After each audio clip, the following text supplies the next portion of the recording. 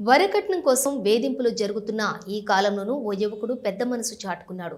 పెళ్లి సందర్భంగా అత్తామామలు ఇచ్చిన 31 లక్షల వరకట్నాన్ని వాళ్లకే తిరిగిచ్చేసి ఆదర్శంగా నిలిచాడు.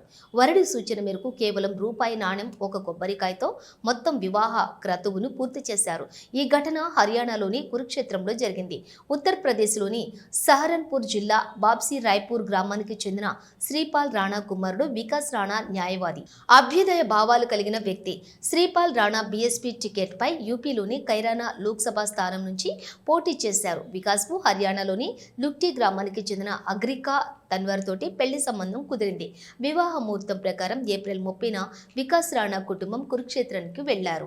నగరంలోని ఒక హోటల్లోని వివాహ వేడుకకు ఏర్పాటు చేశారు. ఇందులో భాగంగా తిలకం వేడుక జరుగుతున్న సమయంలో వికాస్ రాణాకు వరకట్నంగా 31 లక్షల నగదును వధువు తల్లిదండ్రులు ఇచ్చారు. అయితే వరుడు ఆ మొత్తాన్ని పెళ్లి కుమార్తె తల్లిదండ్రులకు తిరిగి ఇచ్చేశాడు.